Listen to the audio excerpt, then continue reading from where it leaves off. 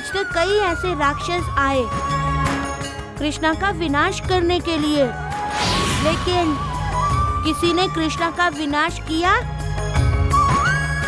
नहीं किया ना। आज कृष्ण एक और राक्षस का विनाश करेगा।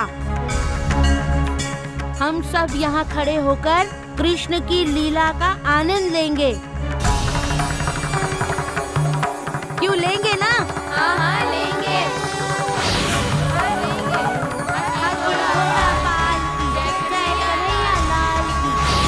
हाथी घोड़ा पाल की जय कन्हैया लाल की। ये कन्हैया लाल कौन है? मैं। तुम्हारे मित्र पागल हैं क्या? अब तुम आग में जलकर मरने वाले हो और वो तुम्हारी जय जयकार कर रहे हैं। हंसो मत। वो मेरी जय जयकार इसलिए कर रहे हैं कि इस आग में तुम जलकर मरने वाले हो, मैं नहीं।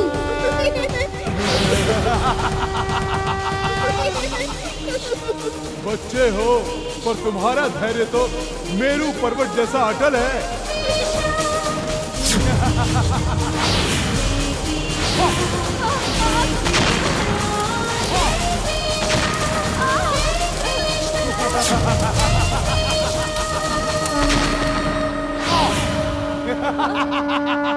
मथुरा नरेश।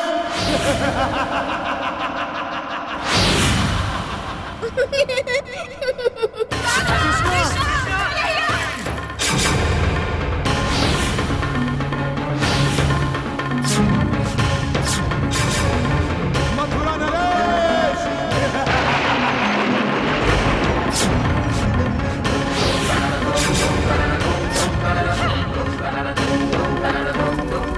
मेरे गाने को बचाइए, मेरे गाने को बचाइए। यशोदा, कृष्णा, कन्हैया, आप कुछ करते क्यों नहीं?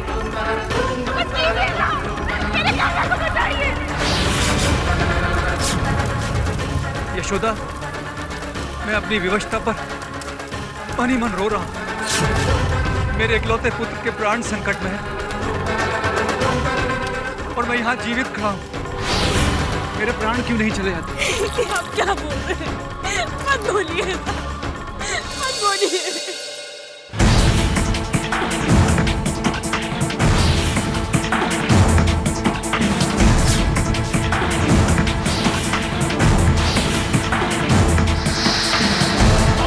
सुन रहे हो वासुदेव?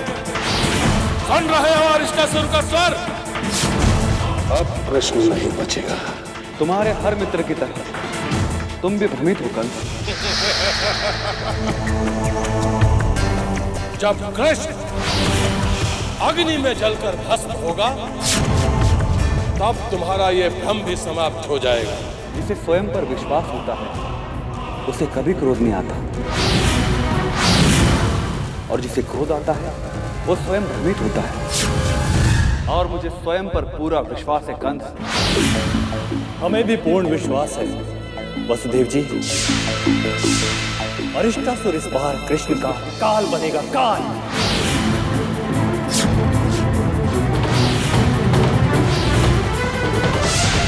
कौन किसका काल बनता है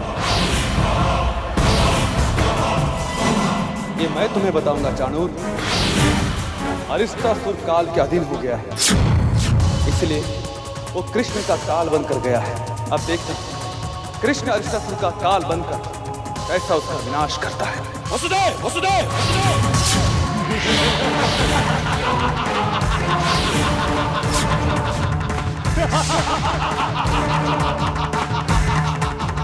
मथुरा नरेश, कृष्ण अब मेरी मुट्ठी में है। कृष्ण और उसकी मृत्यु की दूरी समाप्त होने वाली है। कृष्ण का अंत होते ही मैं अनंत मथुरा नरेश कंस को मिलने जाऊंगा।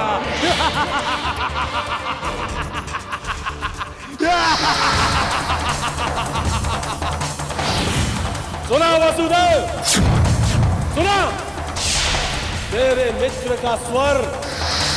क्या कह रहा था वो? कह रहा था कृष्ण उसकी मुट्ठी में है, अर्थात कृष्ण मृत्यु के द्वार पर है।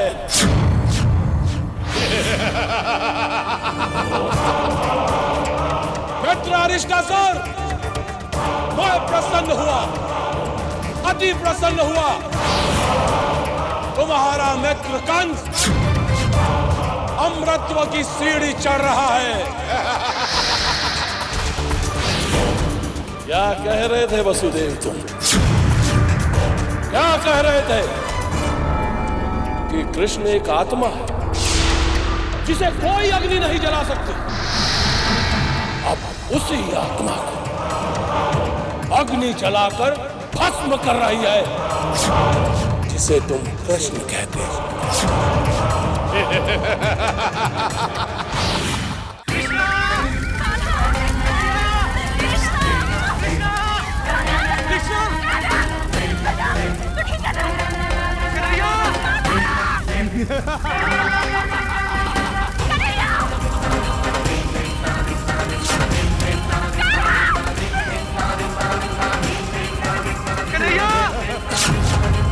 तुम्हें क्या लगता है तुम्हें कोई बचाने आएगा?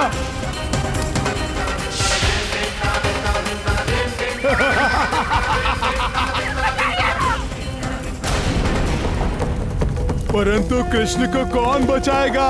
कैसे बचाएगा? प्रश्न मेरा नहीं है मूर्ख, प्रश्न तुम्हारा है कि तुम अपने आप को कैसे बचाओगे? मुझे वरदान प्राप्त हुआ है कि अग्नि मुझे नहीं जला सकती है। शीघ्र ही अब तुम समझ जाओगे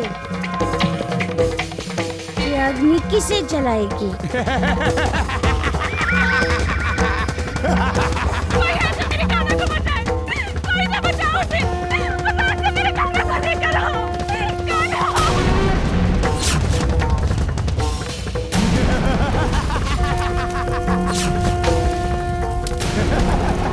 अरे कहाँ जा रहे हो? नंदराज जी, कहाँ जा रहे हो?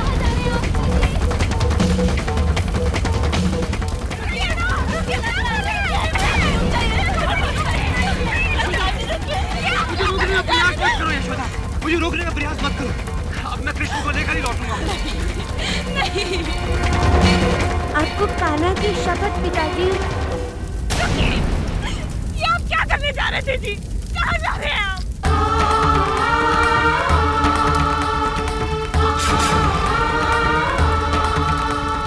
कृष्ण को छुड़ाने के लिए जा रहा था यशोदा। एक पिता होकर अपने पुत्र की रक्षा नहीं कर सकता। ये विचार मेरे मन में आग लगा रहा है यशोदा। इतना विवश मैंने अपने आप को पहले कभी नहीं पाया। कितना निर्बल हूं मैं यशोदा। नहीं। वो हमें पुकार रहा होगा यशोदा।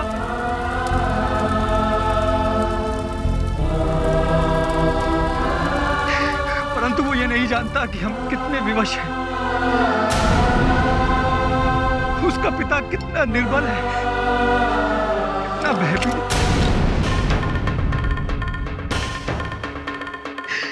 अपने प्राणों की चिंता करने वाला है, साधारण स्वार्थी मनुष्य। आप ऐसे नहीं हैं, आप ऐसे नहीं हैं, मत कहिए ये सब।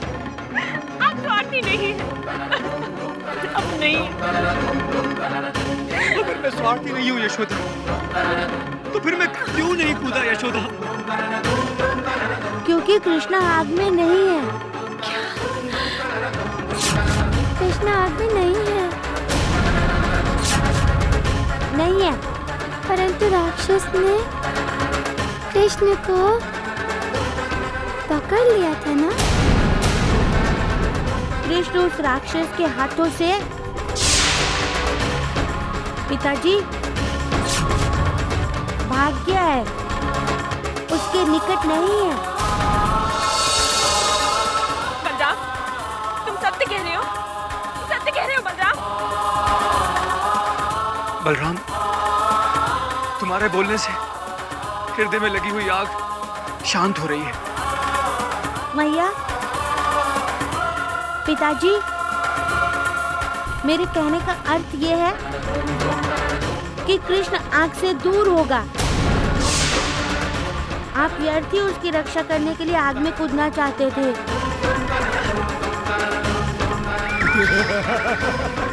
कृष्ण, हम यही विश्राम करते हैं। आग में विश्राम? हाँ? हाँ।